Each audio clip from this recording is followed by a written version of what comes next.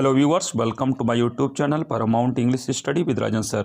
I have brought here once again जैसा कि आप लोग डिमांड कर रहे थे कि सोशल साइंस का एक बार स्पेक्टेड फाइनल कटऑफ क्लियर हो जाए, तो इसमें आपको ये बताया जाएगा फाइनल कटऑफ के बारे में और आपको बताया जाएगा कि कब तक आपका इंटरव्यू शेड्यूल आ सकता है और साथ ही साथ आपकी वेटिंग लिस्ट की कंडीशन क्या है, किन किन सब्जेक्ट के जैसा कि हम आंकड़ा जो जहाँ तक पहुँच पा रहे हैं वो आंकड़ा आपके पास दिया भी जा रहा है। जैसा कि हमने विज्ञान का आंकड़ा आपको पहुंचाया, क्या संख्या हो सकती है इंग्लिश में वो हमने आपको दिया।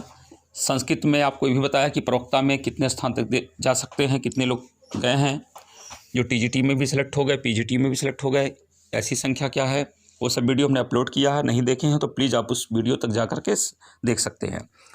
आज आपके सामने हम देखते हैं ये social science expected final cutoff 2016, इसमें मेल और फीमेल। देखिए जनरल में आपकी स्थिति जो कंडीशन है 103 से लेकर और ये 103 अगर जनरल में आपका मेल में करेक्ट है तो आपके चांस हैं। सब में आप 45 जो है और प्लस बीएड का इसमें ऐड करेंगे, तो जनरल का 103 प्लस 45 प्लस 5, फीमेल में 101 प्लस 45 प्लस 5, ओबीसी के मेल में 101 प्लस 45 प्लस 5 और फीमेल में 100 प्लस 45 प्लस 5, ये ओबीसी का था। एससी में 92 प्लस 45 प्लस 5 मेल के लिए और फीमेल के लिए 87 प्लस 45 प्लस 5, ये फीमेल के लिए। एसटी में मेल के लिए 83 प्लस 45 प्लस 5। ये आपका फाइनल कट ऑफ जो है सोशल साइंस का जाने का पूरा चांस है। हाँ, अब आपके इंटरव्यू शेड्यूल के बारे में। इंटरव्यू शेड्यूल क्यों नहीं आ पा रहा आप सब लोग जानते हैं, उसको आज एक बार हम फिर से बताते हैं कि कोर्ट की स्थिति क्या है। कोर्ट में आपका ये सुनवाई जो है 3 बार लगा डेट और तीनों बार हट गया। इस बार जो लगा हुआ है ये पूरा विश्वास है कि इस बार आपका फाइनल हो जाएगा। इसमें 3 क्वेश्चन को लेकर के जो असमंजस है, जो आपका जियोग्राफी से है, इकोनॉमिक्स से है और सिविक्स से है, इसमें आपका क्वेश्चन अगर ये आप लोगों के फेवर में आता है तो इंटरव्यू में जो कॉल किया गया है उसमें भी सीट जो है, जो जितने लोगों को कॉल किया गया है सीट के अकॉर्डिंग, तो उसमें भी कुछ हो सकता है और लोगों को भी कॉल किया जाए इंटरव्यू में। ये कंडीशन हो सकता है। कैसे आपको समझाते हैं। जैसे कि मान लीजिए कि आपने कुल मिलाकर के 96 क्वेश्चन करेक्ट किया है और आपका 90 जो है मान लीजिए कि 8 तक या 99 तक जो है वो कॉल हुआ है, तो अगर 3 क्वेश्चन को यफ कर दिया गया तो 3 तो यफ सबको दे दिया जाएगा। तो उसमें 99 वाले जो हैं अगर वो उनका मान लीजिए यफ का लाभ मिलता है तो उनका तो पहुंच गया कितने पर, उनका तो पहुंच जाएगा 102 पर। तो आप इस प्रकार से अगर मान लीजिए 95 पे हैं तो आपको 3 यफ का लाभ मिलेगा तो आप 98 तक पहुँचेंगे। लाभ किसको मिलने वाला है, जैसे कि किसी का 98 पर है, 97 पर है, उसमें 2 ग्रुप है एफ का। एक है जो जियोग्राफी इकोनॉमिक्स का है और एक है सिविक्स और हिस्ट्री का है। तो दोनों पार्ट्स में जो कंडीशन है वो अलग अलग है। अब यहाँ पर बात ये भी चल रही है कि जिन लोगों की त्रुटियाँ इसमें हुई थी, एक बहुत महत्वपूर्ण बात आ रही है टॉपिक इसमें, जो ओएमआर शीट में जो त्रुटियाँ हुई थी, जो मिस्टेक्स हुए थे, उसको लेकर के अगर उसको करेक्शन कराया जाए तो उसमें बहुत ज़्यादा वक्त लगेगा, टाइम लगेगा। तो क्यों ना इसी 3 क्वेश्चन को जो है फाइनलाइज करके चाहे एफ में ये कन्वर्ट हो जाए और चाहे इसका आंसर जो है वो चेंज करके उसके बाद आंसर की जो है फिर आपकी दी जाएगी। एक बार फिर आपके पास आंसर की आएगा जिसको कहा जाएगा संशोधित, और वो जो संशोधित आएगा उसके बाद आप उससे मिलान जब मैच करेंगे तो तब आपका देखा जाएगा कि कितना क्वेश्चन करेक्ट हो पाया है और उसके अकॉर्डिंग फिर जो फाइनल मेरिट आपकी बनाई जाएगी, मतलब रिटर्न के लिए, रिटर्न बेस पर इंटरव्यू कॉल के लिए, वो फिर उसमें बहुत कुछ परिवर्तन आएगा। बहुत ऐसे लोग होंगे जिनका जो है एफ़ के क्वेश्चन जो इतने जा रहे हैं वो उनके रॉन्ग ही हैं। अगर वो तीनों क्वेश्चन जो गया और रॉन्ग है, अगर एफ में कन्वर्ट हो गया तो उनके लिए वो ठीक हो गया। लेकिन नुकसान उसका हो जाएगा कि जिसका वो एफ जो तीनों है वो उन्होंने करेक्ट किया था, लेकिन अगर वो एफ में जाता है तो उनके लिए नुकसान होता है। तो ऐसी कंडीशन में मेरिट में थोड़ा बहुत परिवर्तन हो जाएगा और इंटरव्यू में संख्या जो है कुछ लोगों की वो कॉल भी हो सकती है। बाहर जाने की संख्या तो कम है, ऐसी नहीं स्थिति, ऐसी चांसेस तो कम बन रहे हैं कि जिन लोगों को कॉल किया गया है इंटरव्यू में उनको बाहर कर दिया जाएगा। लेकिन ये चांसेस बनते हैं कि जो लोग अभी तक इंटरव्यू में कॉल नहीं किए गए हैं उनको इंटरव्यू में कॉल करने की पॉसिबिलिटी बन रही है।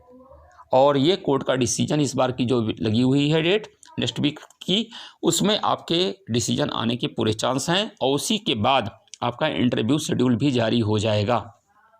ये आपको बता रहे हैं ऑथेंटिक न्यूज़, ये आपके पास आने वाला है। न्यू एडवर्टीजमेंट जो है वो भी आपका हम कह दिए थे कि लास्ट तक जनवरी तक आ जाएगा, 29 को चांसेज हैं कि वो आपका आ जाना चाहिए।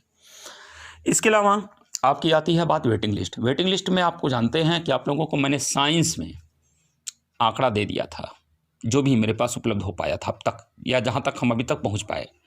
ऐसे इंग्लिश में भी हम आपको ये बता दिए थे कि कितनी संख्या जो है वो राजकीय इंटीग्रेट में जा चुकी है। अभी इस पर भी सर्च हमारा चल रहा है, इस पर भी वर्क चल रहा है हमारा कि राजकीय इंटीग्रेट में जो गए हैं सो गए हैं, और जगह पे जो गए हैं जैसे प्रवक्ता में गए या कहीं और सेलेक्ट हो गए। साइंस को ही लेकर देखिए, साइंस में भी ऐसी संख्या मिल रही है जिसमें से ऑलरेडी वो सिलेक्ट हुए हैं, कहीं वो प्राइमरी में चले गए हैं। 69,000 की वैकेंसी जो थी उसमें हमारे साथ ऐसे संपर्क में कई लोग मिल गए जो टीजीटी में भी आवेदन किए थे, यहाँ इंटरव्यू दिए थे, उनका सिलेक्शन यहाँ हुआ है, प्राइमरी में भी हो गए हैं। मान लीजिए प्राइमरी में या उनके घर के पास कहीं मिल गया है और टीजीटी में उनको मिल गया, कहीं भेज दिया, रहने वाले हैं पूर्वांचल के, और भेज दिया जो है कहीं और बुंदेलखंड भेज दिया। तो ऐसे कंडीशन में सोचेंगे कि वो प्राइमरी में जहाँ पर सेलेक्ट हुए हैं वो अपने घर के पास ही नौकरी करें। लेकिन ऐसी संख्या भी 1-2%, 2-4% हो सकती है, ज़्यादा तो नहीं रहेगी, लेकिन हाँ 2-3-4% हो सकती है। तो इसका एडवांटेज किसको मिलेगा? उन्हीं को मिलेगा जिसका टीजीटी में मेरिट में कुछ कम होगा। अब साइंस वालों को इसमें एडवांटेज मिल सकता है, साइंस वालों को ज़्यादा चांस है इसमें। इस मैटर को लेकर के सबसे ज़्यादा चांस जो है विज्ञान वालों को होने वाला है, साइंस के अभ्यर्थियों को होने वाला है। और जो सबसे ओवरऑल मेरिट, जो पूरे कंप्लीट मेरिट की अगर बात की जाए सबसे चर्चा, तो इंग्लिश वालों को लाभ होने वाला है, जो वेटिंग लिस्ट के आने की कंडीशन बनेगी। और ये सब कंडीशन जो बनेगा वो अभी ज्वाइनिंग के बाद बनेगा, इसको हम पहले भी बता चुके हैं। संस्कृत में आप लोगों को अभी जो हम आंकड़ा दिए थे अभी हाल के वीडियो में, इसकी पिछले वाली वीडियो में आपने देखा होगा कि 17 ऐसे कैंडिडेट मिल गए जिनका सिलेक्शन संस्कृत प्रवक्ता में भी हो गया है और आपके ये टीजीटी में भी हो गया है। अब ये कंडीशन हो गई 17 जो हैं वो अगर प्रवक्ता में चले गए, ज्वाइन कर लेंगे, तो ये टीजीटी वाली 17 सीट इकट्ठे पूरी बच गई। अब यानी कि लाभ मिलना ही है उनसे, कब मेरिट वालों को लाभ, इसका एडवांटेज मिलना ही है और मिलेगा ही, मिलना ही चाहिए। और लिस्ट निकाली जाएगी, लेकिन टाइम लगेगा उसमें। जैसे आप लोग पूछते हैं ना कि सर कब हो जाएगा, कब हो जाएगा, तो ऐसे नहीं होता है। जितने लोगों की लिस्ट पहले निकली है, पहले उनको जो है DIS पर पहुंचेगा, वहाँ पर अपॉइंटमेंट लेटर जाएगा, कॉलेज का अलॉटमेंट के अकॉर्डिंग ही उनके अपॉइंटमेंट लेटर जाते हैं। फिर अपॉइंटमेंट लेटर लेकर के वहाँ पर कॉलेज में पहुँचेंगे, फिर वहाँ पर उनकी ज्वाइनिंग होती है। ये सारे प्रोसेस होने के बावजूद तब जाकर के आंकड़ा फिर मांगा जाएगा वहाँ पर आयोग में, और इसमें टाइम लगना है। वहाँ जब आंकड़ा पहुँचेगा कि हाँ इतने लोग ज्वाइन कर पाए, इतने लोग अभी सीट हमारी वैकेंट रह गई है, इस कैटेगरी की वैकेंट रह गई है, तब आपके पास वो चीज़ पहुँच पाएगा। और शेष पैनल की बात आती है कि कब तक हो जाएगा, कुल मिलाकर के मान के चलिए कि 1 महीना लग जाएगा। ये चांसेस है कि आपके 1 महीने में सबके जो है ज्वाइनिंग हो जानी चाहिए। जिस तरह से कार्य अगर जल्दी करते हैं तो बहुत अच्छी बात है। और ये वेटिंग लिस्ट की कंडीशन आगे क्या हो सकती है, कैटेगरी वाइज जो हमने जो कहा था, आपको डिजिट वाइज कहा था, ये भी कहा था कि किस किस कैटेगरी में कहाँ तक की मेरिट आ जाएगी। संस्कृत में भी बताए थे, विज्ञान में भी, साइंस में भी और इंग्लिश में भी। ये पूरा जो कार्य हमारा चल रहा है और पूरी तरह से हम लोग लगे हुए हैं, टीम लगी हुई है। जैसे सारा आंकड़ा डाटा फिर तैयार हो जाएगा, फिर आपके पास वो वीडियो आएगा। देखिए टाइम इसीलिए लग रहा है क्योंकि इस पर वर्क हो रहा है और वर्क बड़ी गंभीरता से हो रहा है और वो पूरी तरह से बहुत ही ये पेचीदा है। You can understand here what is the complicated thing here. इतना आसान नहीं होता है कि किसके नाम को हम कहाँ किस लिस्ट में खोज रहे हैं, किस कैटेगरी का है, बहुत टफ वर्क है ये। लेकिन हम उसको खोज रहे हैं किस नंबर पे था, किस डिजिट पे था, वो किस रैंक पर थे। जैसे आप उनको देख लीजिए, पंकज जी को ले लीजिए इंग्लिश में। पंकज जी राजकीय इंटीग्रेट में आप देखेंगे लिस्ट में वो टॉप किए हैं इंग्लिश में। आप देख लीजिएगा जाकर के लिस्ट को। आप लोगों के पास अगर नहीं है तो आप हमारे पास कभी आइएगा तो हम लिस्ट दिखा देंगे आपको।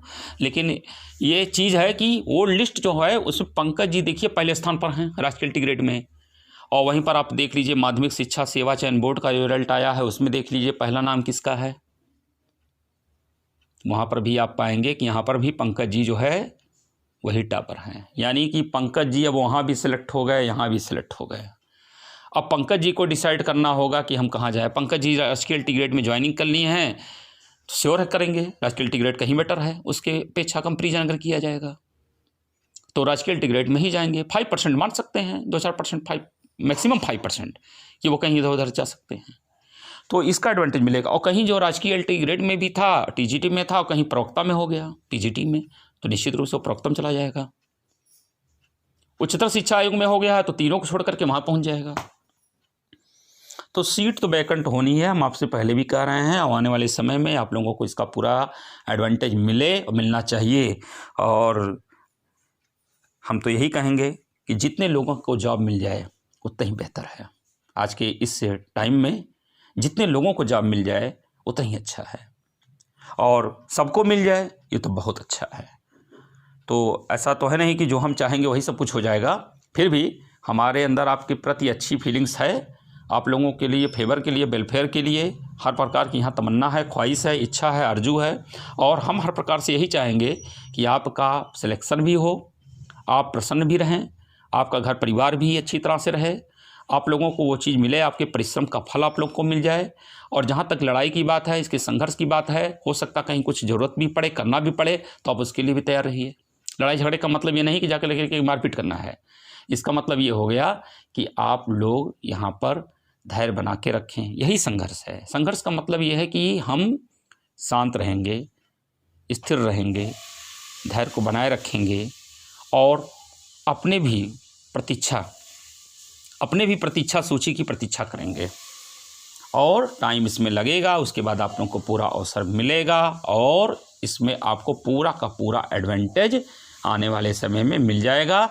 इस पर सभी लोग मंथन कर रहे हैं, चिंतन कर रहे हैं, और जैसा अंदेशा मिल रहा है, हिंट मिल रहा है, आप लोगों की वेटिंग लिस्ट आएगी, टाइम लगेगा, बस इतना ही है।